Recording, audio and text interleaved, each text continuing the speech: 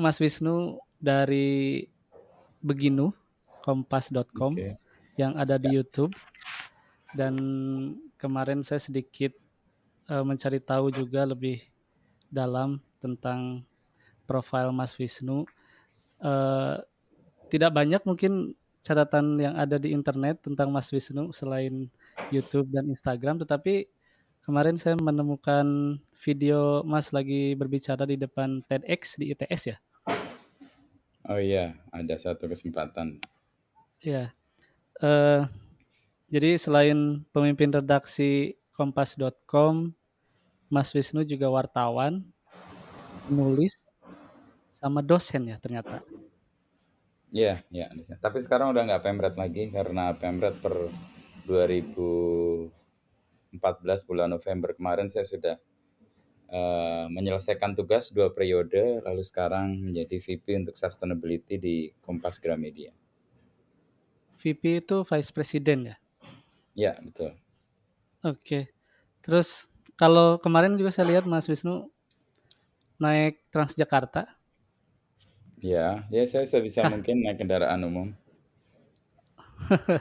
kalau di kendaraan umum biasanya kan ada yang ngajak ngobrol ya Mas ya, Mm-mm. nanyain basa-basi gitu. Kalau ada yang ngajak ngobrol terus kenalan sama Mas Wisnu tentang nama sama pekerjaan, apa yang akan Mas jawab sama orang yang nggak kenal? Ya, biasanya saya perkenalkan basic aja kalau dia ngajak kenalan gitu ya. Ya, saya Wisnu gitu. Kalau ditanya pekerjaan apa, saya wartawan. Pasti itu. Berarti lebih condong, lebih bangga identitas sebagai wartawan ya? Karena itu yang 24 tahun saya jalani sih. Artinya Dul identitas itu kan terbentuk karena yang dijalani hari ke hari ya. Dan ya, wartawan atau jurnalistik itu paling besar membentuk identitas saya. Makanya saya sebut pertama sih ya. Kemudian kalau ditanya, oh wartawan apa? Berarti jelaskan, oh saya juga mengajar. Nah, baru kemudian saya juga penulis ya gitu. Tapi ketiga itu kan semua berpijak atau bersumber atau pokoknya itu sebagai wartawan. kenapa dulu bisa memutuskan untuk menjadi wartawan? Sesederhana nyari pekerjaan yang pas, lalu kemudian ada lowongan yang terbuka, saya mendaftar, kemudian diterima. Kalau nggak diterima mungkin saya juga nggak jadi wartawan gitu. Apakah maksudnya apakah senang menulis atau gimana, kenapa ngambil, Oh iya, atau awalnya kan, sesimpel mm, ya karena waktu itu kan saya lulus filsafat tahun 2000 dan pekerjaan yang cocok dengan ilmu yang saya pelajari selama 4 tahun di kuliah, lalu kegemaran saya membaca dan pengalaman saya sedikit di kampus menjadi editor di majalah Triarkara, kayaknya itu kok yang bisa saya jadikan pijakan untuk melamar pekerjaan atau kalau diwawancara orang yang mencari pekerjaan, oh saya backgroundnya ini, punya pengalaman ini, artinya ya match aja sih. Waktu itu kepikirnya antara dua, antara jadi wartawan atau dosen. Dan kemudian yang duluan menjadikan itu diterima atau saya mendapatkan kesempatan untuk bekerja sebagai wartawan dulu ya, makanya saya jadi wartawan. dulu, inget nggak berita apa yang paling pertama ditulis? Yang pertama banget itu karena biasanya kan tulisan gabungan ya dengan teman-teman yang lain. Karena kan wartawan pemula di Kompas itu biasanya tandem dengan entah wartawan senior atau kita didampingi oleh editor ketika menulis. Jadi tulisan itu biasanya sudah bukan murni tulisan eh, personal atau sendiri gitu ya. Jadi udah gabung-gabung karena liputan biasanya liputan barengan gitu. Tapi yang saya ingat sendiri saya tulis sebelum diangkat jadi wartawan waktu itu sudah diterima di Kompas, itu saya ingat bikin tulisan tentang Dian Sastro. Tentang Dian Sastro? Ya, ya itu Saya tulis sendiri, saya cari materinya sendiri dan kemudian dimuat di harian Kompas di kalau nggak salah saya di Kompas Minggu itu, harian Kompas Minggu. Itu 2002, berarti 23 tahun yang lalu itu. Persis ya, itu awal-awal saya jadi wartawan. Apa yang ditulis tentang Dian Sastro? Waktu itu sedang rilis, film Ada Apa Dengan Cinta. Di rilisan film itu orang belum tahu bahwa film ini akan booming dan ternyata respon publik begitu luar biasa setelah film itu tayang gitu ya. Saya menulisnya sebelum film itu booming sebenarnya. Saya hanya ditugaskan oleh editor, Kompas Minggu. Saya ingat waktu itu Mbak Ninu sama Mas Bri Redana ya, Nino Mardiana Pambudi sama Bri Redana sebagai wartawan baru di-challenge tuh sama dua editor itu, "Nu, tolong kamu gimana caranya harus dapat wawancara Dian Sastro untuk rubrik namanya Nama Peristiwa" waktu itu. Dan nama peristiwa itu di hari Minggu atau di koran Kompas itu biasanya ada di halaman paling belakang. Dan kalau kita lihat anatomi koran, orang setelah baca halaman pertama itu biasanya langsung lihat halaman belakang karena itu kan biasanya eh, yang halaman depan tuh biasanya yang penting-penting dan serius. Kalau yang belakang itu yang menghibur dan biasanya menenangkan. Nah, itu saya ingat tulisan pertama saya yang personal atau sendiri itu tentang Dian Sastro, tentang film dia Ada Apa Dengan Cinta dan mencari Dian Sastro untuk kemudian dapat wawancara dia itu wah, panjang banget itu ceritanya. Tapi ya itu jadi pengalaman yang pertama yang saya ingat untuk tulisan yang ya itu yang salah satu yang saya ingat ya itu. Yes. Kalau yang paling berkesan nulis berita tentang apa ya?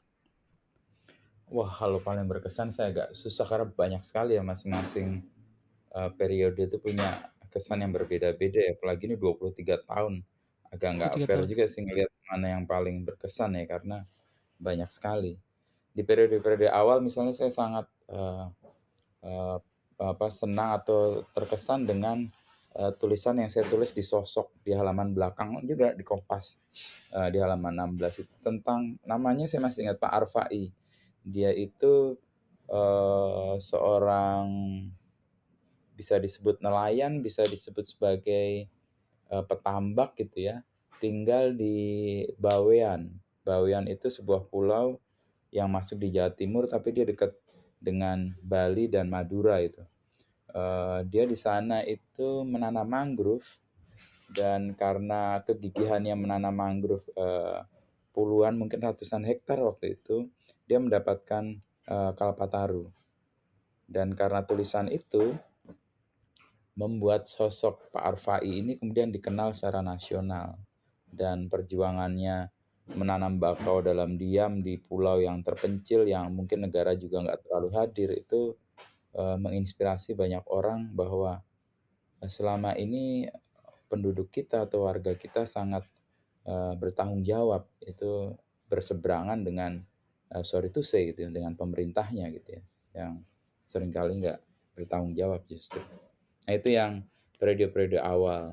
Tapi periode-periode berikutnya waktu kasus pengungkapan atau penangkapan tiga pelaku bom Bali di 2002 betul dan itu mulai ditemukan asalnya dan dari mana mereka memulai aksinya itu di sebuah desa di Tenggulun, Lamongan dan saya datang ke situ untuk ya mungkin semacam investigasi ya karena waktu itu belum ada media yang datang.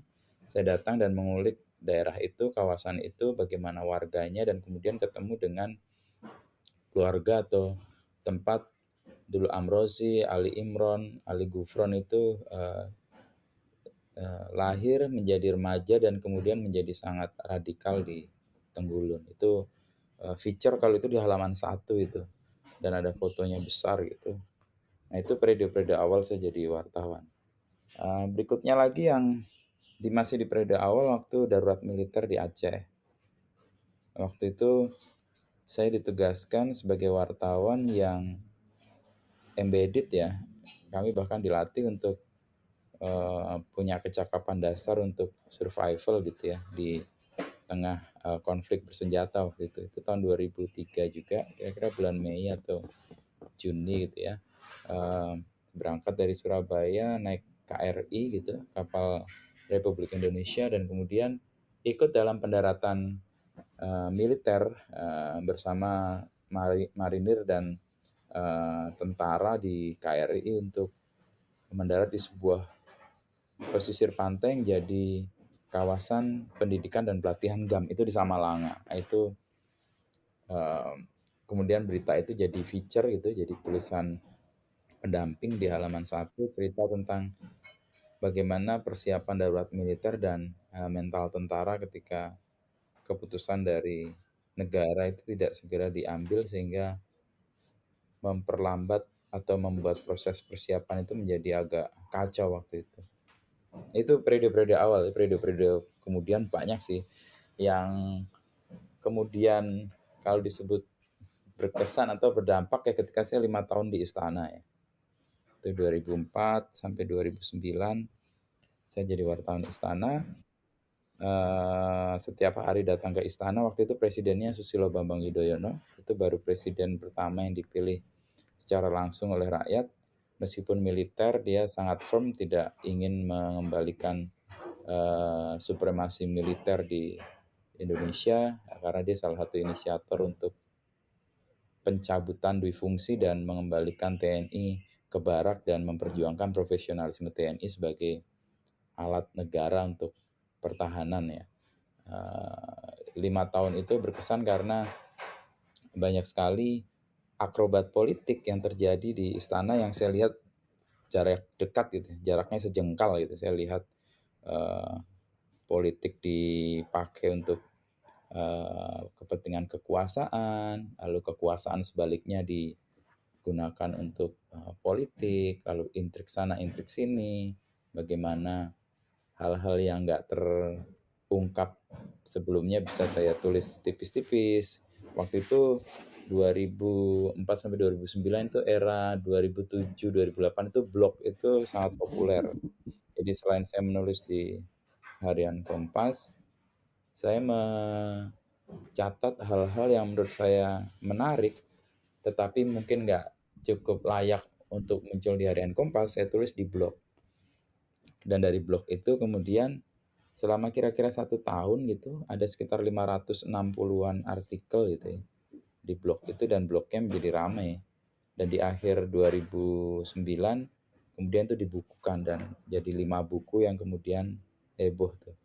Pak BY dan istananya, Pak BY dan politiknya, Pak BY dan kerabatnya, Pak BY dan keluarganya, sama Pak Kala dan presidennya waktu itu, wapresnya waktu itu Pak Yusuf Kala.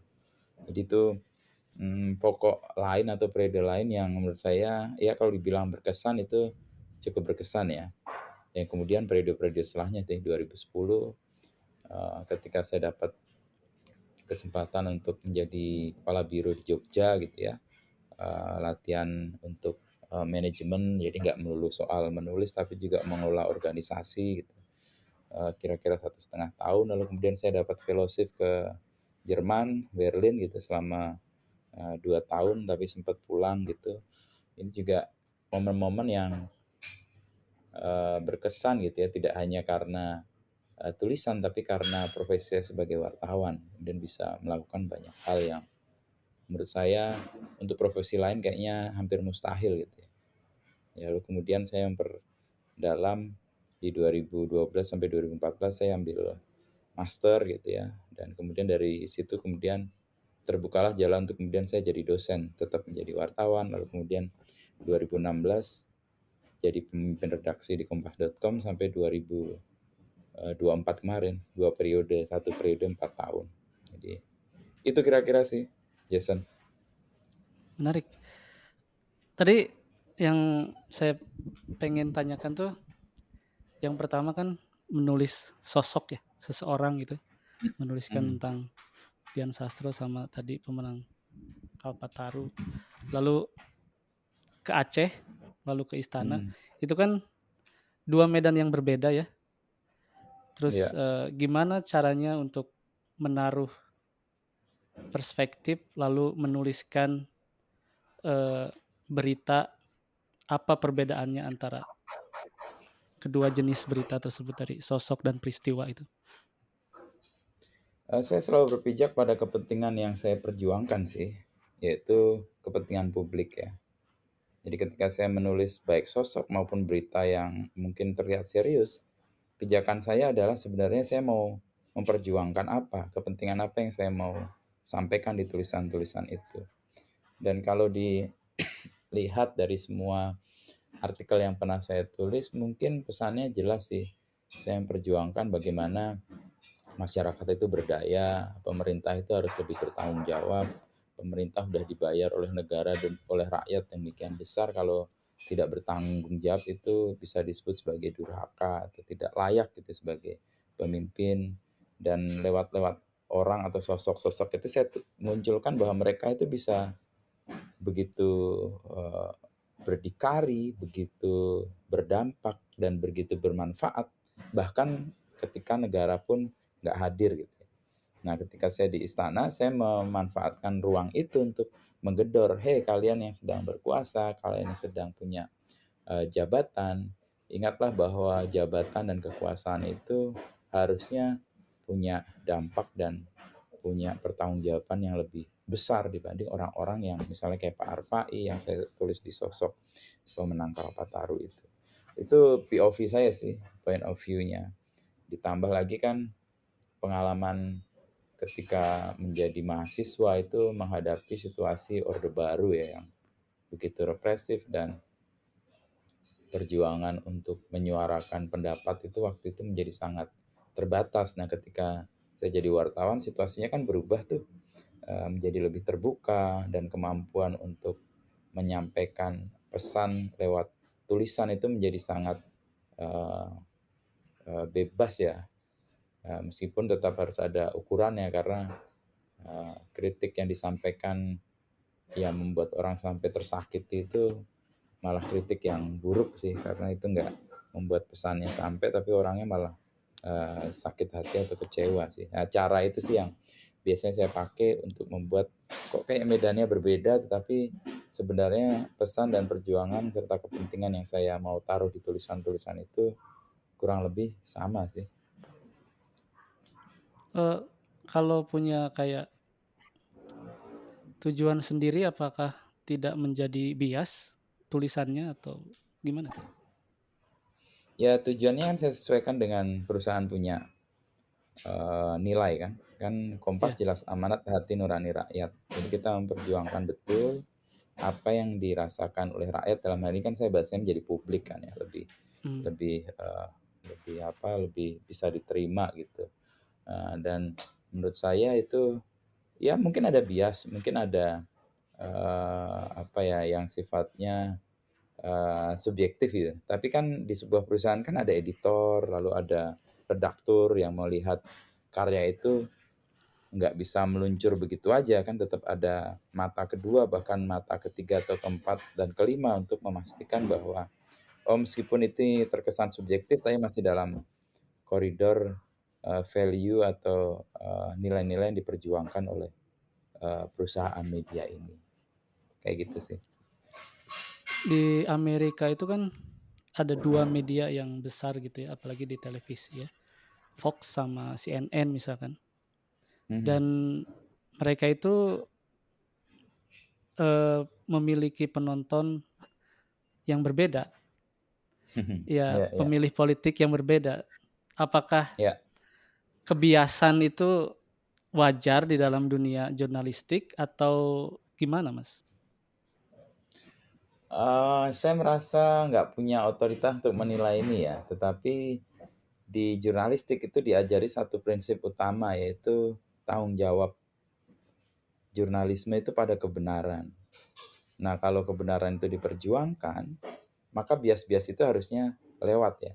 Dan kebenaran itu dalam jurnalistik itu ditempuh dengan 3 metode, yaitu satu research, yang kedua observasi, yang ketiga itu interview. Riset satu hal gitu ya. tapi dia harus divalidasi atau dipastikan temuan-temuan atau research itu dengan datang ke lapangan, apa yang faktual. Itu kan meng-cross check kebenarannya. Nah, bias-bias kan bisa terkikis di sini nih. Lalu observasi itu tidak cukup, eee, riset juga tidak cukup, harus dilengkapi dengan interview atau wawancara. Untuk apa? Bukan sekedar untuk, biar ada narasumber lain, biar kelihatan imbang, bukan. Interview itu ditujukan untuk 3 hal. Satu itu untuk klarifikasi dari hasil riset dan observasi kepada narasumber.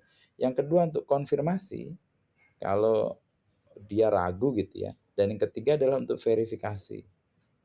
Nah, kalau media punya value atau punya pokok atau punya elemen dasar yang diperjuangkan untuk mencari kebenaran dengan 3 metode ini, menurut saya bias itu bisa dikikis ya. Atau kalaupun ada, setidaknya dia menjadi minimal.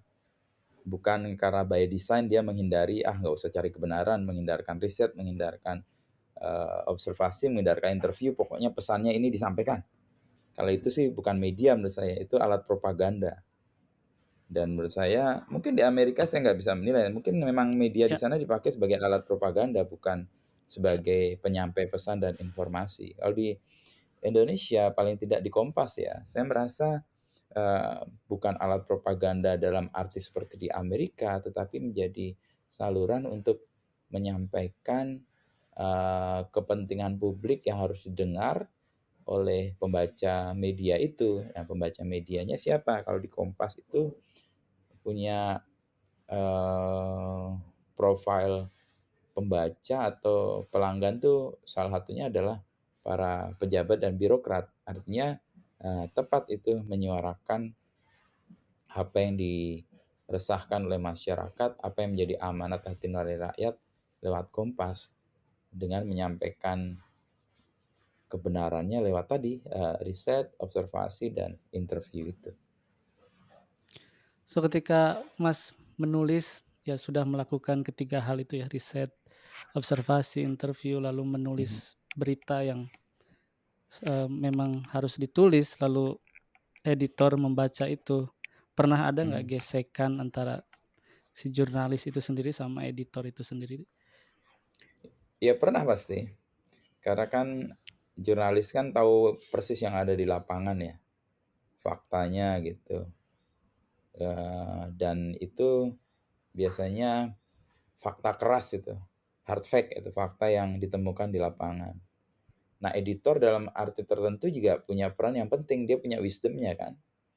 Jadi punya pengalaman sebelumnya dan dia punya wawasan dan pengetahuan yang mungkin jauh lebih baik daripada jurnalis yang ada di lapangan gitu. Mungkin dia memberi pertimbangan-pertimbangan tertentu sehingga peluang untuk terjadinya konflik itu dimungkinkan dan saya pernah berapa kali juga gitu. Saya merasa waktu itu masih sangat muda, berkobar-kobar gitu semangatnya, lalu ngerasa ngelihat realita kok nggak sesuai dengan harapan saya dan ini ingin saya tuliskan dengan energi yang demikian besar sehingga kadang-kadang keluar emosi di tulisan itu terasa gitu. Nah, oleh editor, "No, no, ini nggak begini caranya, boleh menyampaikan pesannya." Nah, ini biasanya ketajaman atau kepekaan wartawan di lapangan itu dilatih karena editor yang hebat itu. Pesannya harus tetap sampai, tetapi nggak harus misalnya sekasar ini, senyinyir ini, setegas ini. Karena tadi saya kemudian menyadari bahwa ada satu nilai yang diperjuangkan di Kompas itu kritik with understanding. Jadi kita menyampaikan kritik, menyampaikan pernyataan atas ketidaksukaan terhadap sesuatu itu dengan pemahaman bahwa yang dikritik itu juga eh, melakukan perbaikan-perbaikan dan upaya yang kita lakukan itu upaya bersama untuk mencapai sesuatu yang baik, nggak menang-menangan gitu ya. Nah itu yang kemudian mengasah kepekaan pemilihan diksi karena editor yang tadi komplain, wah ini harusnya gini nih, enggak, editor bilang enggak, ya itu ada perdebatan. Umumnya dulu waktu saya di istana sih, tugas-tugas di politik itu. Ya, kalau saya menulis sesuatu dengan sangat, terang-terangan gitu ya, tapi dibilang ini disamarkan sedikit ini demi keamanan dan keselamatan dan demi, kelanggengan, jurnalisme kita gitu supaya menjadi lebih, eee, lebih, punya nafas panjang karena perjuangannya bukan kalau ibarat lari itu bukan lari sprint tapi ini maraton gitu, yang harus punya endurance atau ketahanan yang prima dan panjang gitu, nggak bisa dihabiskan hari ini. Kalau habis hari ini selesai. Ada value juga yang kemudian dinyatakan oleh editor yang mengutip Pak Yakob juga. Selain tadi kritik itu understanding itu mayat tidak bisa diajak berjuang. Artinya kita bisa berjuang kalau kita masih hidup gitu ya. Nah, untuk bisa tetap hidup dan tetap berjuang itu butuh siasat kan, butuh kecanggihan tertentu tuh untuk bisa menemukan main di tepi jurang tapi nggak sampai terjerumus atau terjerambab ke dalam jurang gitu ya. Ini ibaratnya kurang lebih kayak gitu sih, Jason. Dari gaya penulisan Mas gitu dari dulu sampai sekarang, buku apa atau penulis atau siapa yang banyak Hmm. mempengaruhi gaya penulisan dan gaya pemikiran Mas Wisnu? Ada setidaknya 3 ya yang buat saya mempengaruhi itu. Pertama, Sindunata.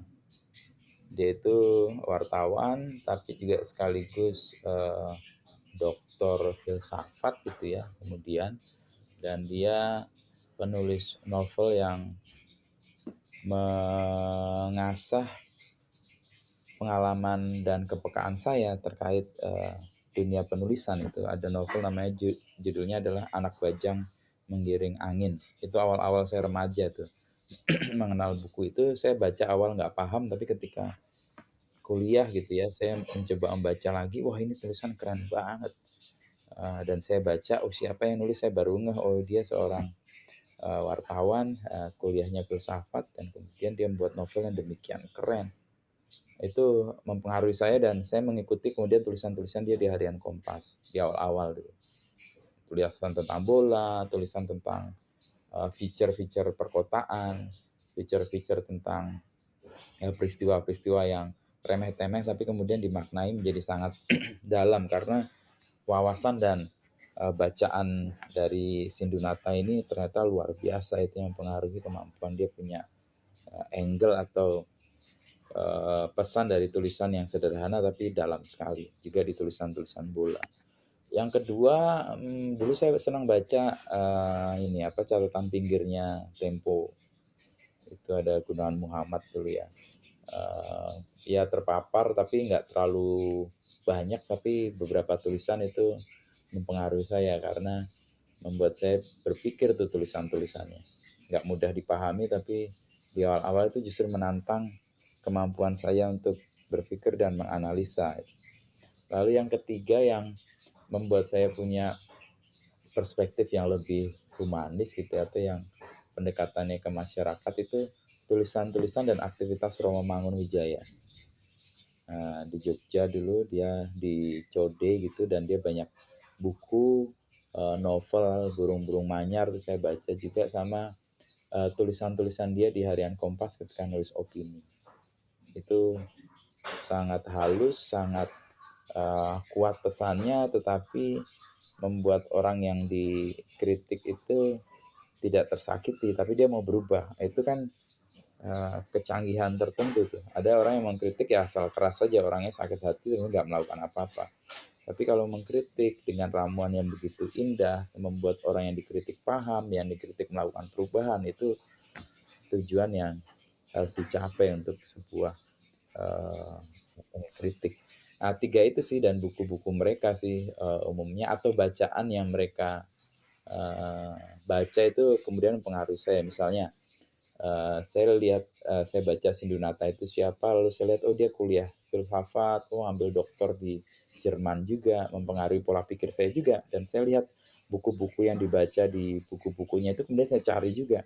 Lalu saya kemudian belajar tentang masa Frankfurt misalnya, tokoh-tokoh di Kiri Baru atau New Left di era-era tahun 60-an sampai 70-an itu ya membantu saya untuk kemudian menemukan pegangan untuk, memperjuangkan sesuatu karena saya merasa nilai-nilai yang dihidupi oleh 3 orang yang saya kagumi tulisannya dan kemudian berpengaruh buat saya itu, menjadi bahan bakar saya juga sih, juga Gunawan Muhammad dan, Mangunwijaya tuh. Mas juga lulusan filsafat ya? Eee, buku-buku itu tadi, eee, memang saya baca buku tuh baru-baru 2 tahun ini sih sebenarnya.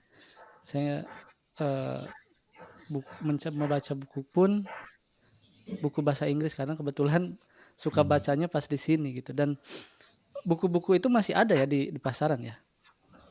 Oh, banyak di Indonesia malah sedang tumbuh, toko buku baru gitu ya, yang bisa disebut sebagai toko buku independen dan anak-anak muda datang ke situ sekarang untuk menghabiskan, waktunya tidak hanya sekedar, eee, beraktivitas hangout dan sebagainya, tapi membaca buku dan ini mengembirakan karena misalnya baru aja, saya dan beberapa orang berinisiatif untuk,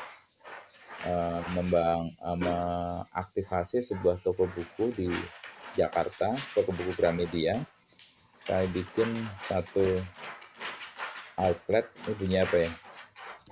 Anjing saya Oh, oke oke, saya pikir garuk-garuk. oke oke, heeh. Jadi di,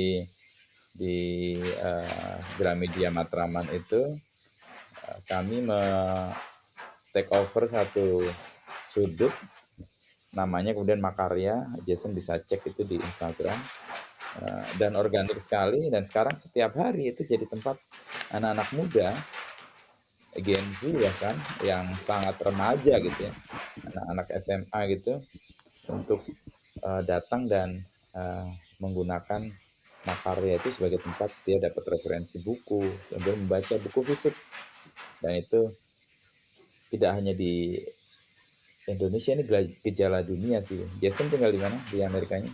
Di Tennessee. Oh, Tennessee. Saya tahun lalu saya ke Washington itu, di ada satu toko buku independen namanya Kramers itu dekat KJRI. Itu juga rame itu, tiap, kesempatan orang datang mencari buku, membaca buku dan kemudian di situ ada kedai kopi di sebelahnya. Juga toko-toko buku kecil di, banyak, negara-negara bagian di Amerika. Saya baca satu buku ya, judulnya itu Why and How, intinya adalah bagaimana to protect, independent bookshop gitu. Itu menceritakan cerita 14 toko buku di Amerika dan satu di Eropa yang tumbuh karena nggak tahu ini gejala yang kemudian berbalik ya dari semua serba digital dan orang mengalami kejenuhan dan mungkin juga kehampaan ya karena nggak mendapatkan apa-apa di tengah banjirnya informasi itu orang kembali ke buku fisik kayak gini nih. Nah, buku fisik kayak gini yang kemudian dia membuat orang rasa, menemukan pegangan dan betul-betul physically dipegang kan itu, Iya. dan dia membaca dengan lebih intens dibanding hanya scroll 1 menit lewat 1 menit lewat. Ini juga saya lagi mempraktekkan banyak hal sebenarnya, makanya saya mulai, eee, ngobrol sama orang-orang yang istilahnya lebih pikirannya lebih tinggi dari saya mungkin, dan, eee, saya juga pengen ngomongin buku gitu ya, saya juga pengen, ngucapin keresahan karena kayaknya buku Indonesia itu susah didapatkan di pasar dunia gitu ya, pasar internasional, terutama mungkin, Mhm, mhm, di Amazon aja nggak ada, di eBay aja nggak ada, bahkan di, digital yang kayak Apple Book gitu ya, lalu yang kayak Google Book ataupun, Kindle, itu pun susah banget didapetinnya gitu ya. Dan mungkin, eee, Mas Wisnu bisa apa, ngasih ngasih ide mungkin kepada penulis-penulis yang baru atau mungkin bahkan, eee, mhm. penerbit-penerbit gitu agar agar buku-buku Indonesia ini bisa lebih gampang diakses gitu, bukan hanya oleh orang Indonesia sendiri, tetapi mungkin oleh orang-orang luar yang ingin mempelajari tentang ya pemikiran orang-orang Indonesia gitu. Ya, saya nggak tahu bagaimana itu mewujudkan, tapi mungkin ada kompleksitas yang buat penerbit atau penulis mungkin lebih fokus ke market di Indonesia kali ya. Iya betul. Kayak misalnya kalau di platform itu kan mungkin ada biaya untuk platformnya, dan juga belum tentu marketnya sebesar yang dibayangkan karena kendala bahasa juga kan. Mhm, Mayoritas buku-buku Indonesia kan berbahasa Indonesia kecuali yang memang diterjemahkan kayak bukunya Eka Kurniawan gitu ya, atau Lela Kudori yang memang bestseller di sini lalu kemudian diterjemahkan di luar menjadi bahkan beberapa bahasa itu ya. Eh, Menurut saya nggak tahu, mungkin bukan prioritas kali ya buat penerbit atau penulis Indonesia untuk menjangkau market di luar kecuali memang dia sejak awal mendedikasikan atau membuat tulisannya memang untuk audiens internasional ya. Mayoritas penulis Indonesia sih bayangannya adalah audiens Indonesia sih, baru kemudian kalau itu dianggap berhasil oleh penerbit luar kemudian dialih bahasakan, dan itu biasanya mungkin 1 dari 1.000 kali yang melakukan atau terjadi seperti itu. saya dapat buku itu kayaknya terbitan Kompas kalau nggak salah ya, seri Bapak Bangsa, Mhm, mhm. itu Kompas ya? Penerbit ya, penerbit kepustakaan populer Gramedia kalau nggak salah, Oh KPG Gramedia. atau penerbit buku Kompas ya. Ya kemarin Dia saya satu satu tuh. saya dapat satu set di Amazon kebetulan ada, langsung saya beli aja semangat, tapi belum sempat dibaca. Karena, Mhm, eee, ya saya lagi mempelajari juga tentang ya sejarah Indonesia sih, sejarah Indonesia dari mhm, zaman dulu sampai zaman sekarang gitu. Kebetulan juga saya banyak baca buku tentang stoikisme dan sangat menarik, eee, mhm. fakta bahwa sejarah itu sebenarnya berulang dari zaman dulu sampai zaman sekarang, terutama tokoh-tokoh yang kita kenal lewat buku dan gimana menurut Mas Wisnu? Berulang ya dan tidak sih menurut saya. Kalaupun Mhm, berulang dia bentuknya spiral sih, bukan lagi ke titik yang sama. Kalau berulang kan kayak satu lingkaran gitu ya, mhm, bolak-balik bolak-balik. Menurut pengalaman saya dan dugaan saya, ya sejarah mungkin berulang tapi berulangnya spiral. Kita melintasi hal yang kurang lebih persoalannya sama tapi konteksnya, masyarakatnya mungkin berbeda. Nah itu butuh respon atau apa ya, penyelesaian atas masalah yang berbeda juga. Ya mungkin yang siklus atau yang berulangnya persoalan pencarian keadilan kan dari zaman batu mungkin ya sampai sekarang kan itu tetap abadi ya. Lalu pencarian orang akan pengalaman spiritual itu kan juga perjalanan yang dari zaman dulu sampai sekarang ya itu aja. mhm, Tinggal bagaimana itu orang menemukan atau pencarian kayak Jason ini kan, oh hampir semua generasi mengalami keinginan untuk mengenal sejarahnya, mengenal perjalanan hidupnya, mengenal tokoh-tokoh bangsanya, dan ini kan upaya penemuan identitas. Ini semua orang melakukan itu, mengalami itu kan siklus kayaknya. Tapi betul. menurut saya bukan siklus dalam arti berulang, tapi spiral sih itu. Dari satu titik itu kemudian naik, naik, makin kompleks. Tapi yang dilintasi mungkin eh, value atau pokok-pokok nilainya kurang lebih tetap sama. Apakah menyimak berita atau keep ourselves update about the news gitu ya, penting atau Mhm. tidak menurut seorang wartawan sendiri gitu? Tergantung profesi sih kadang-kadang ya. Tapi kalau general sebagai warga negara sih, pentingnya kalau skala 1 sampai 10 ya 7 lah. Tapi kalau kamu dosen, kamu adalah pendidik gitu ya, atau kamu adalah pejabat negara atau ASN itu levelnya mungkin lebih tinggi, 8 atau 9 bahkan. Tapi kalau memang orang yang nggak ada relasinya dengan semua hal itu ya mungkin nilainya atau kepentingannya mungkin kalau 1 sampai 10 mungkin malah 4 atau 5, ya tergantung akhirnya sih, minat dan profesi yang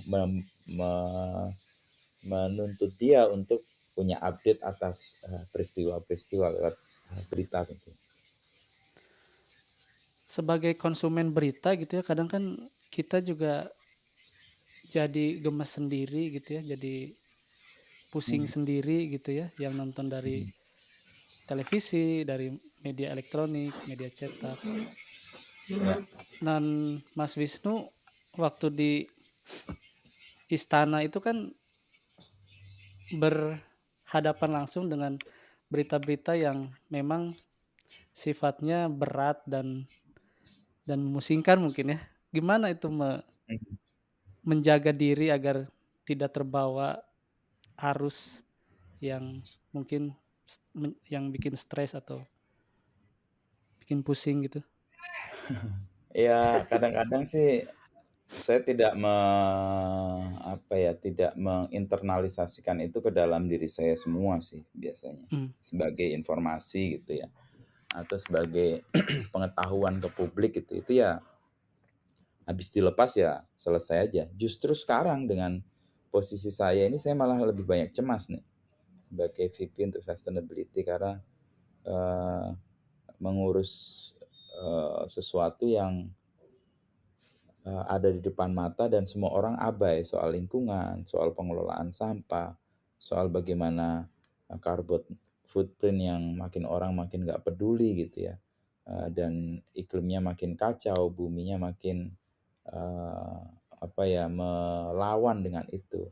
Itu justru sekarang lebih mencemaskan dibanding berita-berita politik waktu itu. Kenapa berita politik nggak mencemaskan? Saya udah tahu kira-kira begitu itu ya politisi gitu. Saya tidak mmm, punya ekspektasi lebih gitu ya. Ini juga mungkin faktor yang kecemasan itu menjadi surut, saya selalu kalau lihat pejabat atau lihat politisi itu saya kasih nilai 3 biasanya dari 1 sampai 10. Supaya apa, kalau dia dapat 5 ya saya biasa aja, tapi kalau dia lebih buruk dari itu saya nggak terlalu kecewa. Nah, itu kan manajemen kecemasannya. Tapi kalau yang sekarang saya jadi VP untuk sustainability, saya ekspektasinya tinggi gitu, saya berharap semua orang peduli dengan sampahnya, tidak sembarangan membuat jejak footprint tanpa bertanggung jawab, perusahaan-perusahaan yang melakukan upaya-upaya eksploitasi berlebihan terhadap alam itu, harapan saya dia, mengembalikan lingkungannya menjadi sama atau setidaknya sama atau lebih baik dari sebelumnya, itu jauh dari harapan itu. Ini yang justru mencemaskan dan mengecewakan. Kalau berita-berita politik itu saya, 3, 5 tahun mereka akan ganti, ya udahlah itu. Kurang lebih sih kira-kira kalau memposisikan begitu. kalau dilihat berapa lama sampai orang atau negara kita tuh bisa merubah kebiasaannya gitu, menjadi lebih peduli terhadap lingkungan? Saya nggak tahu, nggak punya prediksi dan risetnya dari mana ya, tetapi ada gejala yang, positif dan negatif. Ada generasi yang baru-baru ini lebih care gitu ya, lebih, mindful untuk membeli barang, untuk apa istilah, memberi nyawa kedua atas barang-barang, tidak sekedar membuangnya dan menggantinya dengan yang baru tanpa kesadaran bahwa itu jadi sampah semuanya. Tapi di sisi lain, makin juga masyarakat atau warga itu yang nggak peduli juga gitu ya. Artinya, kemudian kapan bisa berubah, dan berapa lama, nah ini tantangan yang kemudian jadi salah satu misi di, role saya yang baru ini, VP Sustainability. Kami bikin kanal literasi, di semua media Kompas Gramedia, di Kompas Cetak, kompas.com, Kompas TV, di National Geographic, di Tribun News, di Sonora, di Kontan, itu ada namanya Kanal Lestari. Itu kami memberikan informasi, pengetahuan, bahkan how to untuk pembaca itu punya peran yang signifikan untuk mencegah perilaku yang merusak lingkungan dan kemudian upaya terus-menerus melakukan pencegahan dengan perilaku yang tidak merusak lingkungan itu jadi habit dan itu harapannya bisa jadi perubahan dan berapa lamanya ya saya nggak bisa memperkirakan sama sekali itu. Setidaknya saya bisa memulai dari rumah, orang-orang di sekitar dan lingkungan itu yang bisa saya pengaruhi. Selebihnya itu di luar kontrol saya, yang negara yang harusnya punya kontrol jauh lebih besar melakukan itu. Tapi ya sekali lagi kadang-kadang kita naif juga terlalu berharap pada negara untuk hal-hal yang mereka sendiri nggak pernah mikir atau nggak bertanggung jawab untuk itu. Oke, Mas. Udah 45 menit, saya mau Mhm. mungkin pertanyaan terakhir, bukan terakhir sih, ada 2 pertanyaan. Yang pertama, Mhm. buku apa tuh yang terakhir dibaca atau Buku yang yang lagi terakhir dibaca? saya baca itu Kedatuan Sriwijaya, itu ada di depan saya tuh. Kedatuan Sriwijaya. Sama buku eh, Kota-kota di Indonesia untuk publik. Ada dua ini di depannya.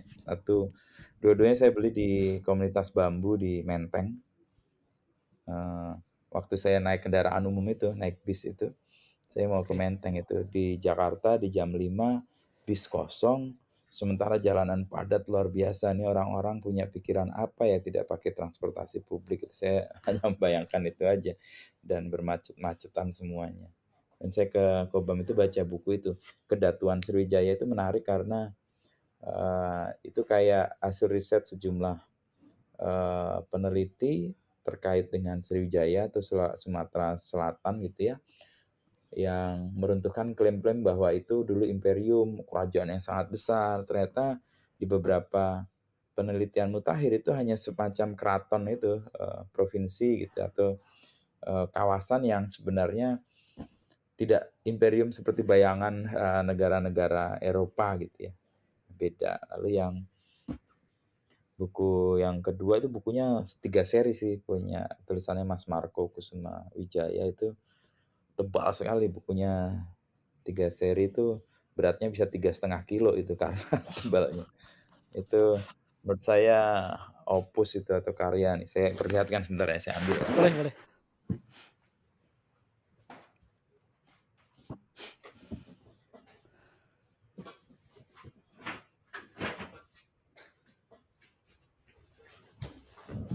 Nah ini dia buku pertama nih, Kedatuan Sriwijaya nih.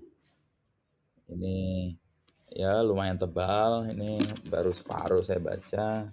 Kemarin saya beli tanggal berapa nih, di Menteng ya ada tulisannya itu. Lalu buku berikutnya, kebetulan kamu nanya buku ya, jadi pas banget. Nah ini Kota-kota Indonesia Pengantar untuk Orang Banyak. Ini 1 seri nih, setebal ini. Dan ini beratnya lebih dari 1 kilo nih. Ini 1 seri, ini seri kedua, sama warnanya. Cuman dia pakai tinta perunggu, yang tadinya emas, yang ketiga pakai silver. Nih 3 buku yang saya beli dan baru saya baca, yang Kedatuan sama yang seri pertama yang Kota-kota Indonesia Pengantar untuk Orang Banyak. Halo, sinyalnya hilang ya? Ya sinyalnya, tapi sekarang udah masuk lagi. Oke. Eh, Pertanyaan terakhir ya. Tadi Mas Wisnu kan lulusan filsafat ya. Kebetulan saya Mhm, juga lagi banyak mempelajari tentang filsafat, terutama stoikisme dan atasannya gitu ya, Plato, Socrates, dan mhm, mhm, Aristoteles. Ada pertanyaan mungkin yang bukan pertanyaan, ada quote yang mhm, menarik dari Marcus Aurelius, dan saya pengen nanya pendapat Mas Wisnu. mhm, Everything you hear is opinion, not the fact. Everything you see is perspective, not the truth. mhm. Apakah itu masih relevan sampai sekarang untuk hidup kita gitu? Iya, dia sebenarnya kan ingin mengembalikan kemampuan kita melakukan observasi ya. Itu kalau dalam konteks perkembangan sejarah filsafat yang lebih maju, itu kan sebenarnya menjadi penggerak bagi abad revolusi Prancis waktu itu. Yang ada satu kutipan dari, saya nggak tahu siapa, Voltaire kalau nggak salah. saya harus memastikan lagi, yang dia mengatakan sapere aude, beranilah berpikir sendiri. Jadi tidak berpikir berdasarkan apa yang dikatakan orang, yaitu adalah opini, tidak berdasarkan satu lagi tadi yang, Marcus Aurelius menyebut, apa yang satu lagi? Perspektif. Perspektif, tidak apa yang dilihat, orang, tetapi kita datang sendiri. Sapere aude itu menurut saya masih relevan sampai sekarang dan ini mungkin semangatnya juga mirip dengan Marcus Aurelius itu. Apa itu sapere aude? Berani berpikir sendiri itu kan mengandaikan kemampuan kita berpikir, eee, lebih kritis ya, menanggapi, melihat segala sesuatu.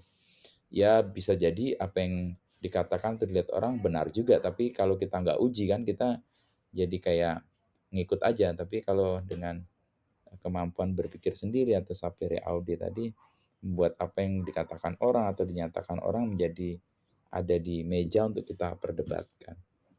Itu sih kalau saya melihat.